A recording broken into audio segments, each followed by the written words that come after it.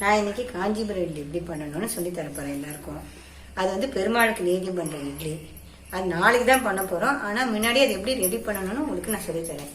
அந்த பெருமாள் கோவில்ல வந்து வெறும் பச்சரிசியும் உளுத்தம்பருப்பு தான் போடுவா. நம்ம வந்து ஆத்துல பண்றதுனா கொஞ்சம் சாஃப்ட்னஸ்க்கு ஒரு டம்ளர் பச்சரிசி, ஒரு டம்ளர் புழுங்கரிசி, ஒரு tumbler equal ratio, all at 3 equal ratio. இதை நல்லா ராத்திரியே ஊற வச்சு ஃப்ரிட்ஜுக்குள்ள வச்சோம்னா இன்னும் நல்லா காணும். ஜஸ்ட் ஒரு 20 மினிட்ஸ் நம்ம நாளைக்கு மார்னிங் அரைக்க போனது. அரைச்ச அப்புறம் அது எப்படி பண்றதுங்கிறத நாளைக்கு உங்களுக்கு நான் சொல்றேன். உங்களுக்கு இன்னைக்கு இது ஊற வைக்கிறது மட்டும் நான் உங்களுக்கு சொல்றேன். இப்போ நான் இதை நல்லா அலம்பி எடுத்து கொண்டு வந்து வச்சுட்டேன். இதை நீ நல்லா 2 வாட்டி அலம்பி எடுத்தாச்சு. இப்போ இதுல ஒரு 2 டம்ளர்ஸ், அதாவது முழுகிற அளவுக்கு போட்டு இங்கே ஊற வச்சிடணும். நைட் ஃபுல்லாக ஃப்ரிட்ஜில் வச்சாலும் சரி, வெளியில் வச்சாலும் சரி. ஃப்ரிட்ஜில் வச்சா நல்லா காணும். நாளைக்கு மார்னிங் இதை அரைச்சோம்னா ஈவினிங் ஒரு 8 ஹவர்ஸ் ஊறணும். ஈவினிங் நம்ம இதை அரைச்சிடணும். இப்போ இதை அரைக்கணும். இதை அரைச்சி 8 ஹவர்ஸ் நம்ம வந்து பொங்க வைக்கணும். சாயங்காலம் 5 மணிக்கு பார்க்கணும்னா காத்தாலும் இப்படி அதாவது ரொம்ப நைஸாக இருக்கும். 20 மினிட்ஸ் அரைச்சா போகிறோம் நரன்னு. இப்போ நான் அரைச்சி உங்களுக்கு அதை காட்டுறேன்.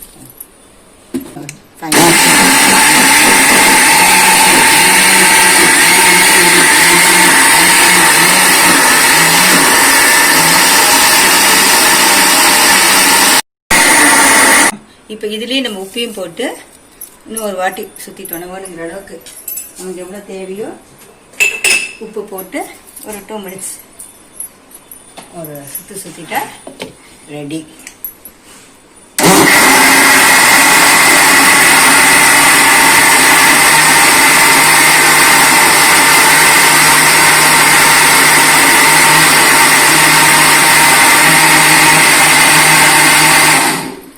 காஞ்சிபுரம் இட்லி மாவு ரெடி. ஊற வச்ச தண்ணி, அரிசி ஒரு தண்ணி வச்சு அந்த ஜலம் வச்சே நான் அரைச்சிருக்கேன். வேற தண்ணி எடுக்க வேண்டிய அவசியம் இல்லை. ஏன்னா இந்த ஜலத்துல எல்லா சத்தும் இருக்கு. நம்ம அதுக்கு ரொம்ப நைஸா அரைக்கணும்னு இல்லை. ஜஸ்ட் 10 மினிட்ஸ்க்குள்ள நரன்னு அரைச்சா போறோம். ஏன்னா அப்பதான் இந்த கேக் மாதிரி நடுவில் பொறப்பொறன்னு இப்படி கட் பண்ணோம்னா உள்ள பொறப்பொறன்னு வரும். அதான் அப்புறம் அந்த கையை விட்டு ஜலத்தை விட்டு அலம்பி கையால நல்லா அப்படி கலந்துட்டு உப்பையும் போட்டு அதோட சேர்த்து அரைச்சிடணும். அப்பதான் ஈக்குவலா கலந்துக்கும். அப்புறம் நம்ம கையால் நல்லா கலந்து இப்படி வச்சுட்டோம்னா ஒரு ஈவினிங் 5-6க்குள்ள மேலே பொங்கி வந்துடும். அப்போ நான் வந்து உங்களுக்கு அது என்ன தாளிச்சு கொட்டி என்ன எப்படி வாக்கணுங்கிறத நான் சொல்லுவேன். ஒரு 8 ஹவர்ஸ் கழிச்சு நம்ம பார்க்கலாம். மாவு அரைச்சாச்சு. சாயங்காலம் வேணுங்கிறவா கார்த்தால ஊற வச்சு நைட்டு அரைச்சிட்டு மறுநாள் மார்னிங். ஆனால் 8 ஹவர்ஸ் கண்டிப்பாக அது புளிக்கணும், பொங்கணும். அப்போதான் இப்படி நல்லா வரும். நம்ம இந்த காஞ்சிபுரம் இட்லிக்கு நேற்றுக்கு ஊற வச்சோம் இல்லையா, நேற்று கார்த்தால அரைச்சி இப்போ பொங்கி வந்திருக்கு பாருங்க. மாவு இப்போ நான் மாவை கரண்டியில் கிளறி காட்டுறேன். கீழே இருந்த மாவு எப்படி பொங்கி வந்துருக்கு பாருங்க. இப்போ இதை நல்லா இப்படி கிளறியாச்சு. இதுக்கு தேவையானதெல்லாம் கருவேப்பிலை, முந்திரி, மிளகு பொடி 1-2மா பொடிச்சு வச்சுக்கிறது, சுக்கு பொடி, இஞ்சி, கடுகு, உளுத்தம்பருப்பு, பெருங்காயம். இப்போ இதை வந்து அப்படியே பச்சையாக போட்டுடலாம். இது சுக்கு பொடி. இதை அப்படியே நான் 2 ஸ்பூன் எடுத்திருக்கேன். அதை அப்படியே இதில் போட்டுடலாம். முந்திரி வந்து நம்ம என்ன பண்ணணும்னா இட்லி வாக்கும் போது ஒரு முந்திரியாக அதில் வைக்கணும். 2 முந்திரி, கருவேப்பிலை இதெல்லாம் இப்போ தாளிச்சு கொட்டி இதில் கொட்டிடலாம். அப்புறம் வந்து ஒரு 2 ஸ்பூன் நல்லெண்ணெய். எந்த இட்லி பண்ணாலும் 2 ஸ்பூன் நல்லெண்ணெய் விட்டா சாஃப்டா இருக்கும். 2 ஸ்பூன் நல்லெண்ணெய் விட்டுட்டு இப்போ நான் இங்கே தாளிச்சு கொட்டுறதுக்கு போகிறேன். அதுக்கு என்னென்ன தாளிச்சு கொட்டணுங்கிறது காஞ்சிபுரம் இட்லிக்கு எப்போ காஞ்சிபுரம் இட்லின்னு எந்த இட்லிக்குமே நம்ம தாளிச்சு கொட்டோம்னா நல்லெண்ணெயில தான் தாளிச்சு கொட்டணும். காஞ்சிபுரம் இட்லிக்கு மெயினாக நல்ல 4 ஸ்பூன், என்னோட சின்ன குட்டி ஸ்பூனாக இருக்கனால நல்ல 4 ஸ்பூன், 3, 4, 5 கூட ஊற்றிக்கலாம். ஊற்றி எண்ணெய் காஞ்சவுடனே முதல்ல கடுகு வெடிக்கணும். கடுகு வெடிச்ச அப்புறம்தான் மற்றதெல்லாம் போடணும். கடுகு இது கடுகு இதை இப்போ போடுறேன். அது வெடிக்கட்டும். வெடிச்ச அப்புறம் நம்ம உளுத்தம்பருப்பு, பெருங்காயம்,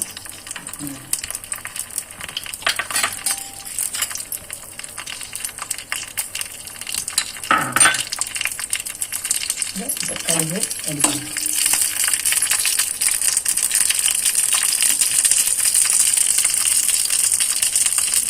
இந்த கடுகு வெடிக்கணும்.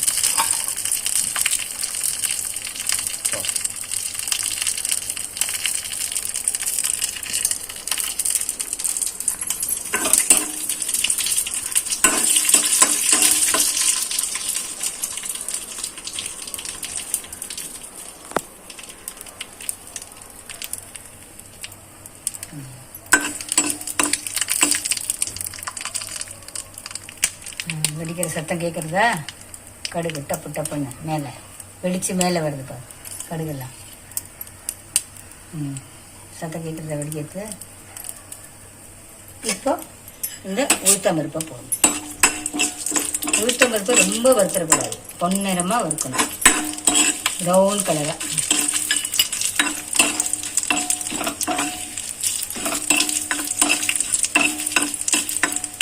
பாதி ப்ரௌன் வரும்போது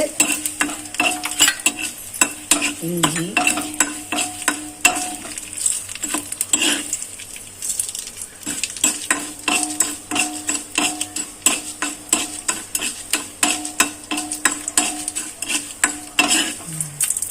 ப்ரௌன் கலர் வர ஆரம்பிச்சது.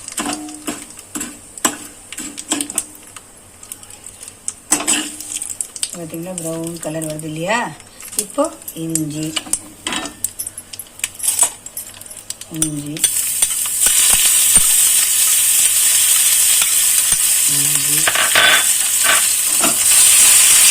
பெருங்காயம், மிளகுத்தூள் எல்லாத்தையும் வதக்கிட்டு கருவேப்பிலை, நம்ம கிள்ளி வச்ச கருவேப்பிலையை பாதி இதில் போட்டுடலாம்.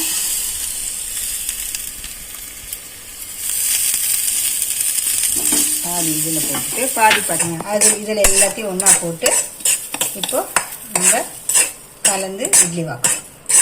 இட்லி எதில் வைக்கணும்னா டம்ளர். ஆக்சுவலாக அந்த காலத்து கூட ஊழக்கூட இதெல்லாம் வச்சுப்பா. கொஞ்சம் இது வேணால் ஜலம் விட்டு கூட நம்ம கலந்து எடுத்துக்கலாம், வேஸ்ட் பண்ண வேண்டாம். இந்த கொஞ்சம் மிச்சம் இருக்குதுன்னா இது கூட வேஸ்ட் பண்ண வேண்டாம்.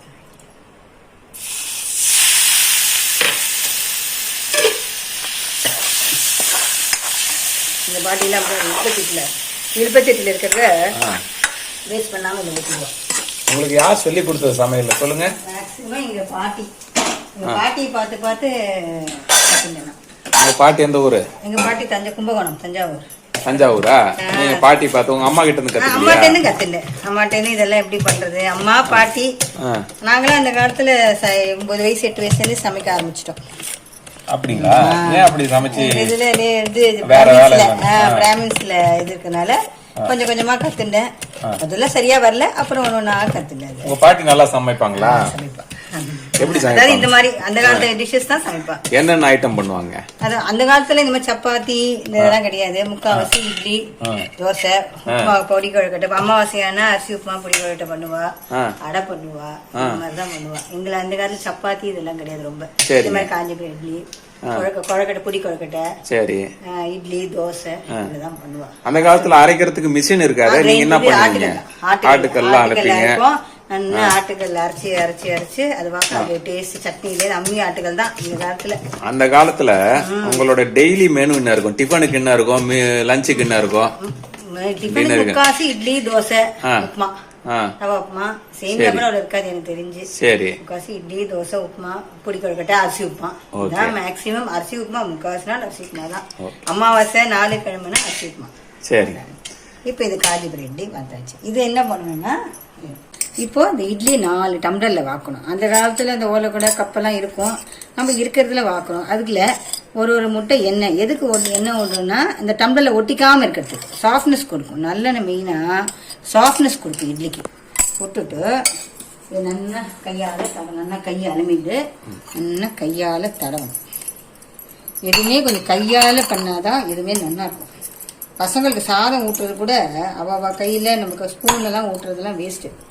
கையால ஊட்டினா அதோட எஃபெக்டே ஜாஸ்தி. ஓகே, குழந்தைல அதுக்குள்ளேயே கையால சாப்பிடணும். ஆமாங்க. இப்போ இதுல எடுத்து இதுல அரைக்கு தான் விடணும், ஏன்னா அது மேல பொங்கி வரும். ஓகே, அதனால இந்த பாருங்க இப்போ அரைக்கு. ஓகே, இது வந்து உங்களுக்கு முக்காலுக்கு வந்துடும். ஓகே, அதே மாதிரி ஏற்கனவே நம்ம உப்பெல்லாம் போட்டு காத்தாலே அரைச்சி வச்சுட்டோம். அதனால மடி போட வேண்டிய தேவையில்லை எதுக்குமே.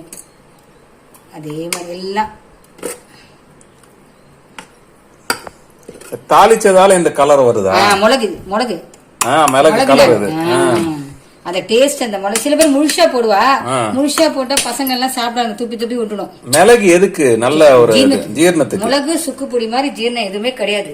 அப்படியா? சரி சரி. மிளகும் சுக்கு இருக்கிற வீட்டுல எந்த வியாதியும் பகைவன் கூட தான் 10 மிளகு இருந்தா பகைவன் கூட வரத்துக்கு 5 ரூபா சொல்லுவாங்க. சரிங்க. ஒரு வசனம் உண்டு, 10 மிளகு இருந்தா என்னப்பா கரெக்டா என்ன சொல்ற, 10 மிளகு இருந்தா பகைவன் கூட 5 ரூபா அப்படின்னு வரத்துக்கு. சரி.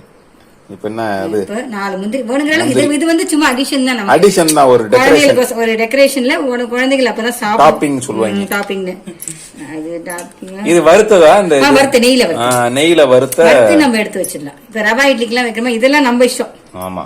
சில பேர் தேங்காய் கூட போடுவா, அதெல்லாம். இப்போ இது பாருங்க, இப்ப அழகா இத ஊத்தி வச்சாச்சு. இதுல இப்ப இதுல என்னென்ன போட்டிருக்கேன்னா, மெயின் கடுகெல்லாம் எல்லாரும் போடுறதுதான்.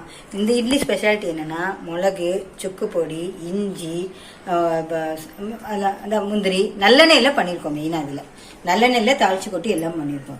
இது அப்படியே அந்த மிளகு, ஜீரகம், மிளகு, சுக்கு பொடி, இஞ்சி வந்து நம்ம உடம்புக்கு நல்லது. அதனால தாயாருக்கு அந்த காலத்துல சொல்லுவார் கதை, அது நிஜமா இதுவானு எனக்கு தெரியாது. தாயாருக்கு பெருமாள் உடம்பு சிலப்போ தாயார் பண்ணி கொடுத்தாம்பா, அதனால அப்படின்பா, அது நிஜமா என்னன்னு தெரியாது. சரி, ஒருவேளை நம்மள சாப்பிட வைக்க கூட அந்த மாதிரி கதை சொல்லியிருப்பா இருக்கலாம். அதனால இதை வந்து அப்படியே நம்ம இதுல வேக வச்சோம்னா மேலுக்கு வந்துடும். அது வெந்தோடனே நீங்க இப்படி பிரிச்சு பார்த்தோம்னா எப்படி இந்த கேக்ல எல்லாம் பொறையா இருக்கும், அப்படி வரும். மெயினா அதுதான். நம்ம வெந்தப்புறம் ஒரு 20 மினிட்ஸ் வேக வச்சுட்டு மறுபடியும் பார்ப்போம். அப்ப தெரியும் உங்களுக்கு அந்த இட்லியோட இது.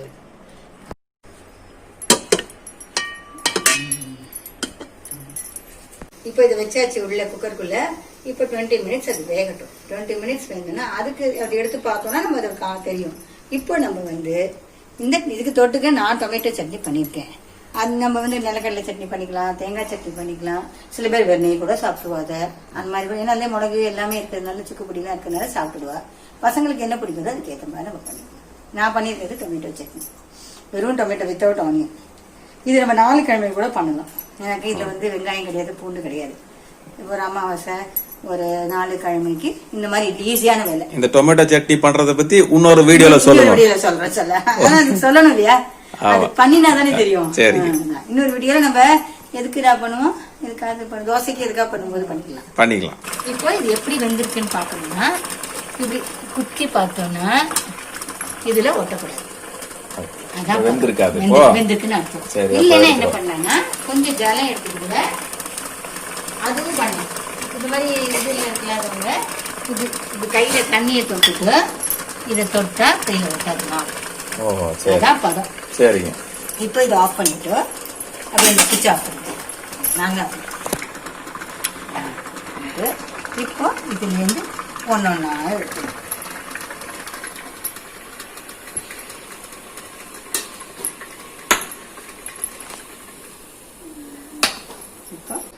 இப்போ இந்த இட்லி ரெடி ஆயிடுது. மிளகா பத்தில நம்ம பாதிக்கு போட்டோம். இப்போ மேலே பொங்கி வந்துடுது இல்லையா? இப்போ நீங்க ஸ்பூன்லயும் எடுக்கலாம், நான் இந்த மாதிரி கத்தியில இப்போ அடி வரைக்கும் போயிடுக்கிறேன்.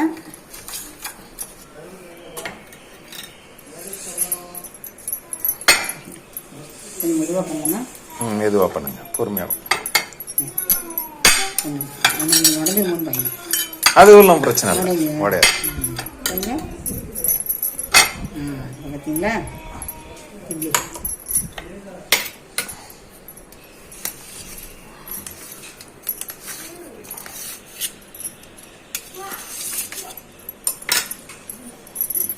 தட்டி விட்டுறோம், வந்துடும்ல. அதான் சூடா இருக்கிறதுனால தட்ட முடியல ஒண்ணு. ஓ அப்படியா? சுடுறது என்ன ஸ்டீல்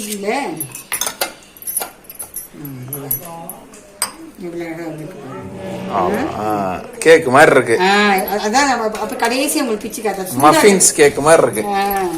அது ஏன் நம்ம நர அரைச்சோம் இல்லையா, 1-2மா ரொம்ப சாஃப்டா அடிச்சா வராது. இப்படி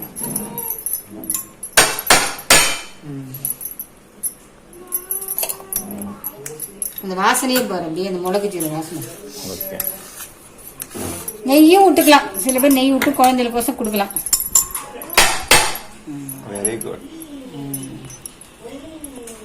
இதுதான் அற்புதம் காஞ்சிபுரம் இட்லி. இருக்குல்ல, நம்ம அரைக்கு போட்டோம், 3/4க்கு வந்துடுது. இது ஏன் நம்ம நரன்னு அரைக்கணும்னா, இந்த பாருங்க இப்படி பிரிச்சா உள்ள பாருங்க பரந்து பாருங்க. சாப்பிட்றதுக்கு தயாராகிடுச்சு. இதோ காஞ்சிபுரம் இட்லி ரெடி. இப்போ நம்ம பண்ணியாச்சு. இதுக்கு தொட்டுக்க நான் டொமேட்டோ சைட் டிஷ் சட்னி பண்ணியிருக்கேன். அதுவும் நார்மல் சட்னி தான், எல்லாரும் தெரிஞ்சது தான். இருந்தாலும் அடுத்த வாட்டி வரும்போது உங்களுக்கு இன்னொரு டிஷ்ஷோட வரும்போது அதுக்கு ஏற்ற ஒரு மெனு பண்ணி உங்களுக்கு காட்டுறேன்.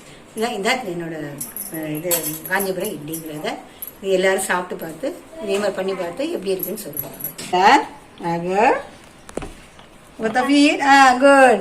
And you can show you that much, ma?